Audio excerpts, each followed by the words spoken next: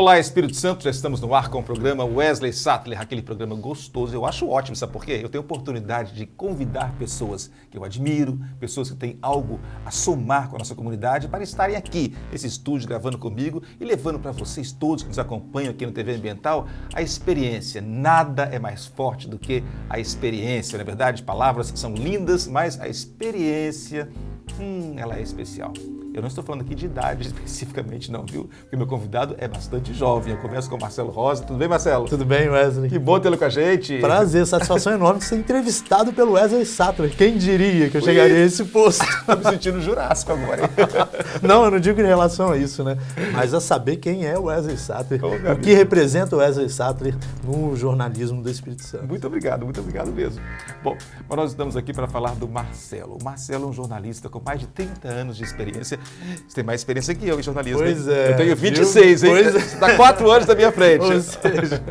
Mas ele é muito querido por todo o estado, porque você já o conhece naturalmente, porque ele tem muitas matérias de impacto no seu currículo e, além de tudo, é um amante da língua portuguesa. Então aqui eu tenho que ter cuidado com o que eu vou falar, porque ele sabe todos os errinhos que eu possa cometer aqui, não é verdade? Eu já estou apaixonado pelo quadro que o programa que o Marcelo traz para a TV Ambiental, não é verdade? Que chama-se Na ponta da língua. Está na ponta da língua, inclusive.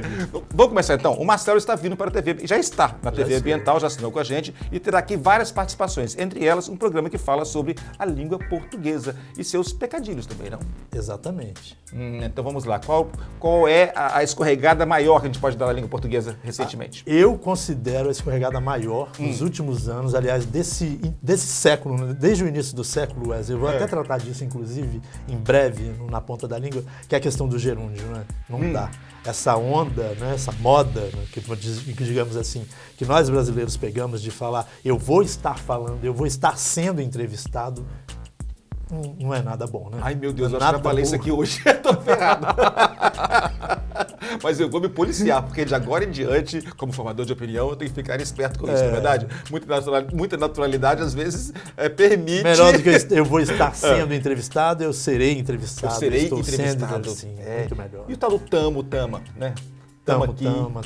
Isso aí já vem uma linguagem da questão da internet, né? Que as pessoas têm levado muito isso, do discurso da internet, da linguagem da internet, para o discurso formal, que é completamente diferente. Não dá para você, numa prova de concurso, principalmente, nós temos muitos concurseiros, inclusive, sobretudo nessa fase, né, de pandemia, de isolamento social, as pessoas estão aproveitando cada vez mais para aprimorar os estudos. Não dá para você, em um concurso, seja de um concurso público, seja de uma prova de vestibular, que ainda, de alguma forma, ainda existe, usar um tamo junto ao invés de estamos juntos. Porque tanta coisa podemos falar aqui sobre a língua portuguesa que está sendo assassinada aos poucos, na verdade. Cada passada de olho que a gente dá no Facebook dá para ter uma ideia de como o português está sendo esquecido. Outro grande pecado é a questão do verbo no infinitivo, né? Ou seja, a forma primitiva do verbo sem o R no final, né?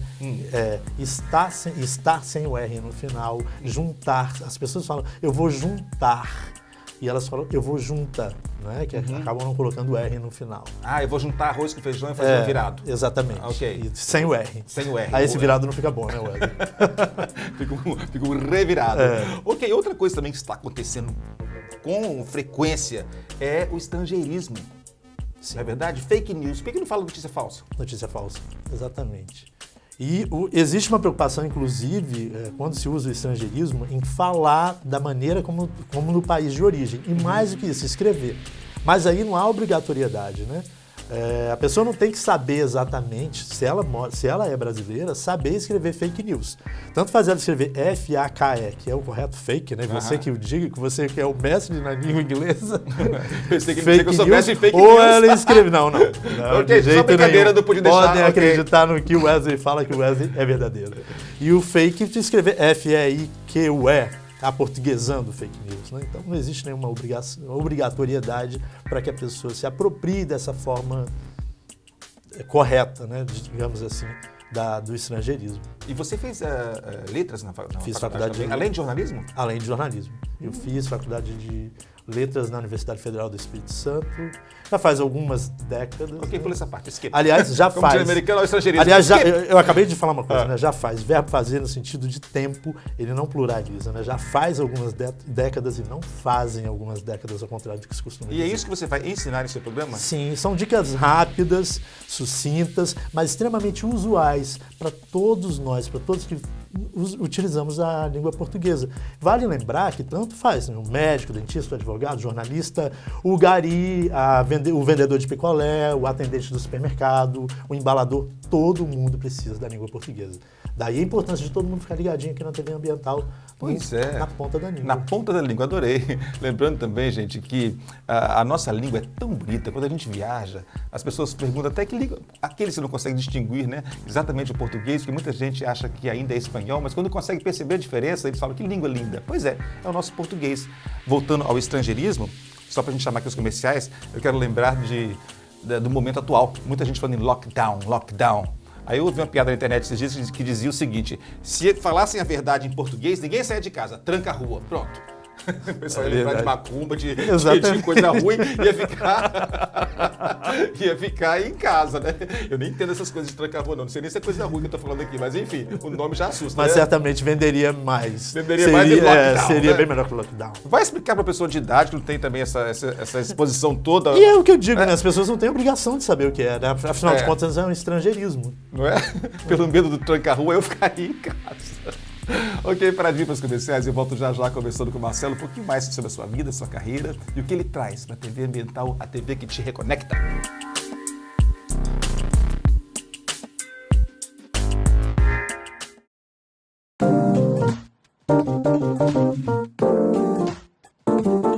Uau, o programa Wesley Sattler hoje tem o prazer de conversar com um colega de profissão, o Marcelo Rosa, que agora está aqui na TV Ambiental com várias frentes de trabalho. Ele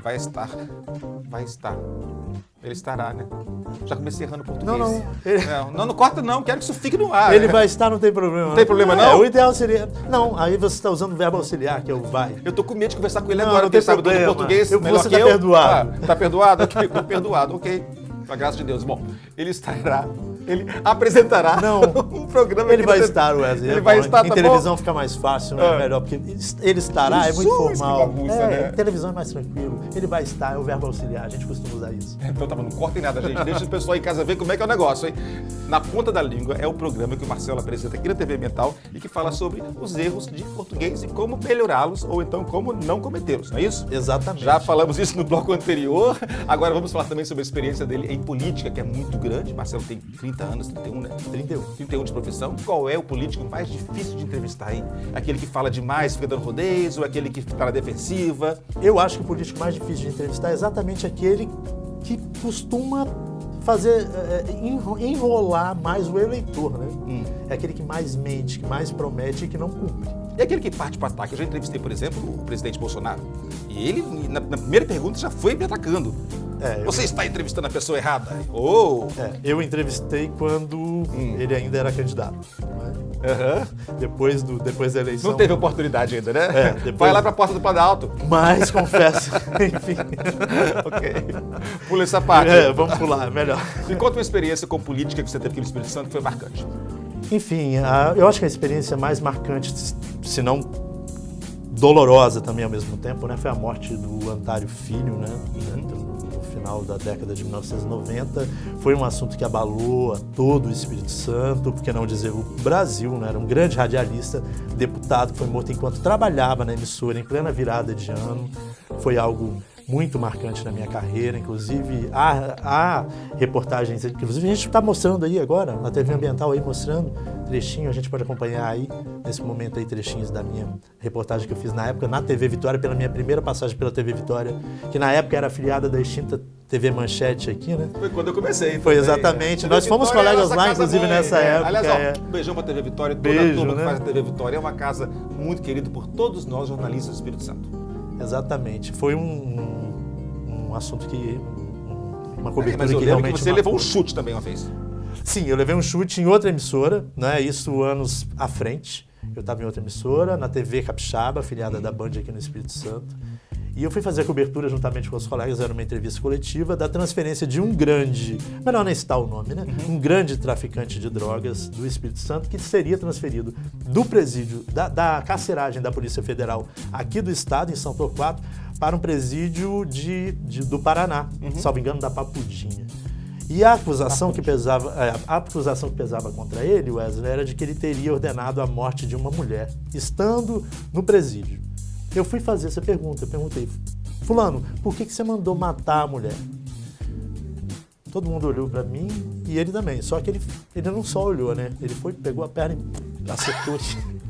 Rapaz, eu de repente virei o que eu tô sendo agora aqui, né? Notícia, mas de uma forma bem positiva. E Bob foi lá nas alturas, né? Eu apareci, eu virei notícias. Eu abri o telejornal da Band com o nosso grande, querido, saudoso Ricardo Boechat.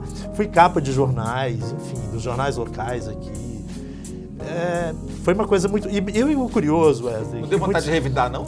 Não, de jeito nenhum. Muitos colegas na época se solidarizaram e perguntavam, Marcelo, doeu? Isso eu achei interessante.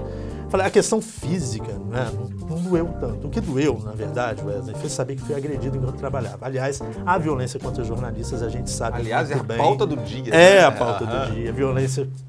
Para onde é que estão seguindo os nossos direitos? Né? Imagina que nós temos o direito constitucional de noticiar, de ter acesso à informação, e isso tem sido cada vez mais cerceado no Brasil. E é um assunto que sempre está em pauta no Brasil, que é a violência contra nós jornalistas. Um assunto, inclusive, que só lamentamos. Aliás, um assunto que merece um outro programa, hein? Porque Exatamente. Temos tantas ilustrações recentes a esse respeito que vale a pena. Eu acho legal também, quando a gente fizer essa matéria, não só falar do nosso lado também, mas falar também daqueles colegas de profissão que também passam na linha, né? E dão, às vezes... Inclusive agredindo colegas. Agredindo colegas, né? Como a gente viu aí recentemente. Exatamente. Contra o nosso querido Alexandre Garcia, que saiu muito bem na resposta. Alexandre Garcia, você é um lorde. Ok, voltando a você aqui. Você levou esse chute traficante, também que você não levou de um time político, né? Porque senão eu ia te falar revida. Exatamente. Fato é que, assim como eu, tenho certeza que você tem muito que aprender também no programa Na Ponta da Língua. E o primeiro deles, o primeiro episódio, fala sobre a diferença de independente para independentemente, né? Exatamente, já está no ar. E eu já aprendi. Já aprendeu. Já. Será que eu consigo usar aqui? Usa aí para mim, por favor. Peraí, você agora... Nós temos que entrevistar com verdade absoluta, independentemente do viés ideológico. Eita! Acertei? Acertou. Uau. E o independente agora? O independente? Eu tenho criado um jornalismo independente na TV ambiental. Perfeito, é isso. Funciona? Funciona. Ok, aqui não tem ninguém mandando a gente fazer matéria assim, matéria assado, pode, não pode. Então é um jornalismo E independência é muito bom, né? Independência é muito bom em todos os sentidos. Ok, beijão e até a próxima. Muito obrigado, Marcelo. Obrigado, Wesley. Obrigado a todos. Beijo. Valeu.